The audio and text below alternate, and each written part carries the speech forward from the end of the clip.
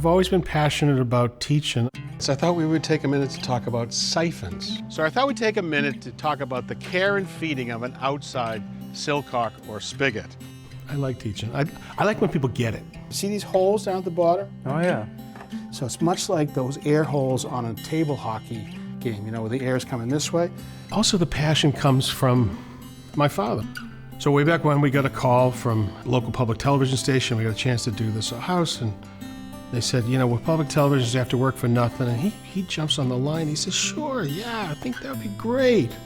And he hung up, and I said, well, why? He said, you know what? We're having a good year. Maybe it'll help the plumber's image. And he used the term pay it forward, as I remember. But he sort of had this way of saying, I want to push in and help the industry and float all the boats in the industry. And he did. The best way to start to disassemble it so we can remove it is to drop it. Oh, super. Super. It's so good to see that go. We had some amazing mechanics at our family business growing up. These people that had been there for 30, 40, 50 years that were my mentors. There's a guy, Bill Genson, had been there 50 years when I was there, so he had this collective history memory that just made me feel like I was there in 1902. And there was another guy, Tony Lucas, who by the time I would have been able to just figure out how to get my folding rule open, he had 5 pieces of pipe run in the building. He just was this magician. He could see it. He could see it in 3 dimensions, and he was an artist. And those are the people I grew up with. And so I borrow from them all the time. What we're going to install today is an indirect hot water heater. This is a radon mitigation device. These are great. You know, you think this is pink, but actually, you know what they called it back then? They called it Bermuda coral. It sounded a lot better than pink, I guess. My industry is the least understood by the public in general. You know, people know that there's a thermostat in the wall that sends them a bill. What I want to do is demystify the mechanical world, just sort of simplify it. And so when I do that, I find myself wanting to speak to the 3rd grade. I want to make sure that everybody understands, and I use my hands to try and help understand what the words are. There's nothing more horrifying than coming home and seeing water coming out of the walls. Right now we got to get you so you can sleep at night. I always try to use word pictures and metaphors. You know, this is like this, which means this, and that's what how I'd want to be taught. And so with that comes a little bit of passion, a little bit of theater.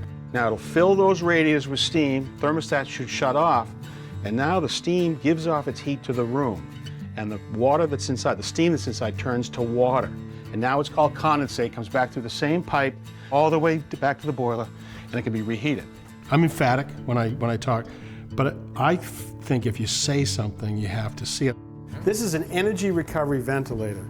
It's pretty simple inside. It has a core right here, and this is really a heat exchanger. You have to help them imagine where it is if you're not going to see it, particularly behind walls, particularly with television. You'll look carefully. You'll notice that there are different layers.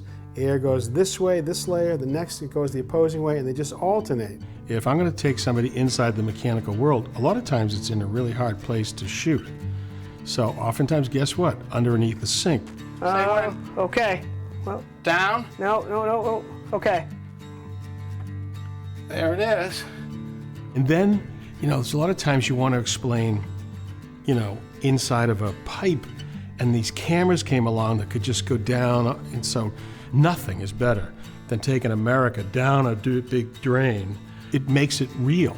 These tools have changed everything for me to be able to tell what's going on. Then there's all these digital temperature thermometers and thermographic cameras that can bring temperature to life, you know, that we never had before. It used to be we went, that's hot.